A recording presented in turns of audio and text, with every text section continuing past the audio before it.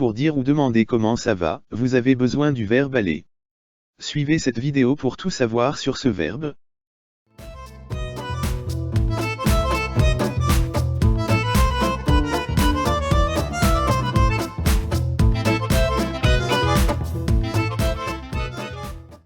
La dernière vidéo, on a parlé de comment se saluer, demander ou dire comment ça va, et puis prendre congé. Et bien sûr, nous avons utilisé énormément le verbe aller. Donc, comme vous voyez, je l'ai passé au fluorescent, donc il est énormément utilisé dans les deux dialogues. Salut Emma, comment ça va? Salut Raphaël, oui, ça va. Et toi, tu vas bien? Bien, merci. Le cours commence. À plus tard. Salut. Donc ça, c'est en ce qui concerne le dialogue 1. Le dialogue 2. Bonjour madame, bonjour monsieur, comment allez-vous? Je vais bien, merci. Et vous? Je vais très bien. Excusez-moi, je suis en retard. Au revoir. Au revoir. Bonne journée. À demain. Alors, la remarque que l'on peut faire, c'est que le verbe aller est souvent utilisé en français et ici, il est utilisé pour demander ou dire si ça va. Donc, ça mérite un peu qu'on s'arrête sur ce verbe-là pour dire, quelle que soit la situation, ça veut dire que ce soit la situation formelle ou informelle, le verbe aller est souvent utilisé, ou bien il est fréquemment utilisé au présent de l'indicatif pour demander ou dire si ça va. Il est important de noter que dans une situation informelle, on l'utilise à la première personne je, quand on dit je vais bien, et à la deuxième personne tu, du singulier. Dans une situation formelle comme là, on utilise bien sûr à la première personne du singulier, mais surtout et aussi à la deuxième personne du pluriel, même si on s'adresse à une personne. Donc là, remarque, le vous ici est utilisé pour la politesse. Alors, je voudrais vous faire un rappel de la conjugaison du verbe aller. C'est très important pour le conjuguer correctement au présent de l'indicatif, bien sûr. Alors, voici un tableau dans lequel on le conjugue à toutes les personnes au présent de l'indicatif. On dira « je vais »,« tu vas »,« il va »,« elle va »,« nous allons »,« vous allez »,« ils vont »,« elles vont ». Donc ici, je tiens quand même à rappeler qu'il faut faire très attention à l'orthographe au niveau de la deuxième personne du singulier, on met un S. Par contre, pour la troisième personne du singulier, on ne met pas d'S. Donc, faites attention de ne pas les mélanger.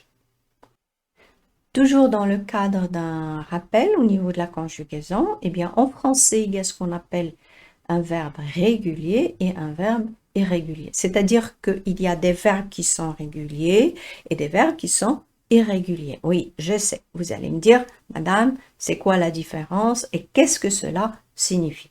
Eh bien, pour vous l'expliquer, je vous propose le verbe dessiner. Comme vous voyez, tout verbe est divisé en deux parties. La partie rouge, on va l'appeler un radical.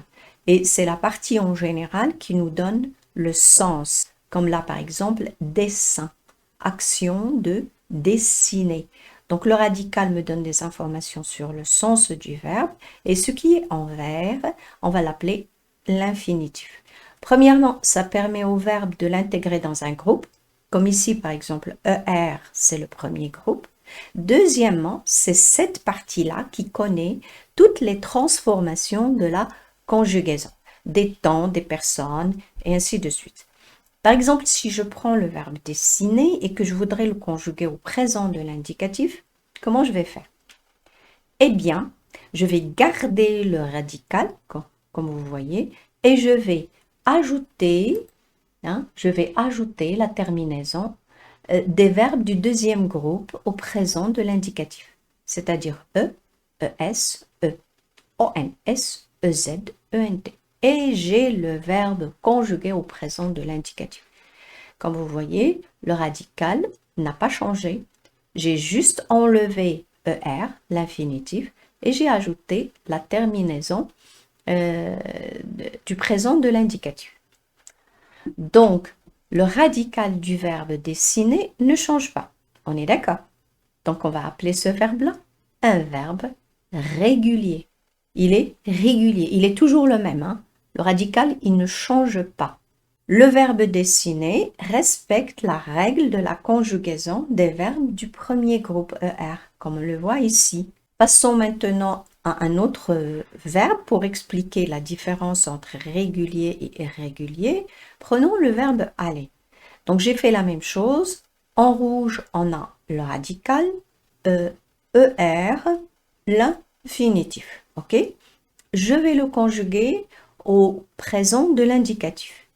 Comme vous voyez, j'ai pas du tout la même règle que pour le verbe dessiner. Le radical ici, c'est A, L, L. Alors que là, il est V-A-I-S, V-A, V-A, A, L, L. Ah, d'accord. Dans la première et deuxième personne du pluriel, on reprend le radical réel. Et là, c'est V-O-N-T, c'est vraiment un verbe qui a un radical qui change à chaque fois. Déjà dans un même temps, d'accord? Et il va changer aussi bien dans un même temps que d'un temps à un autre. Alors, qu'est-ce qu'on va dire? On va dire que le radical du verbe aller change souvent. Donc, aller, c'est un verbe irrégulier.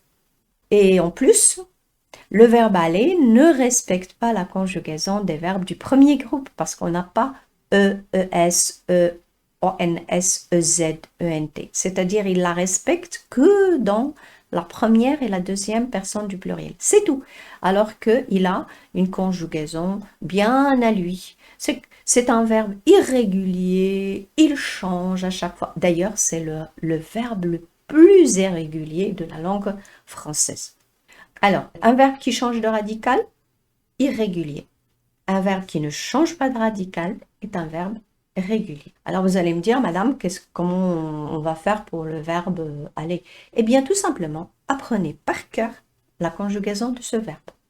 Comme ça, vous serez tranquille. De l'entraînement et des exercices en conjugaison, c'est vraiment la méthode efficace pour arriver à bien maîtriser la conjugaison. Et on commence par le verbe aller.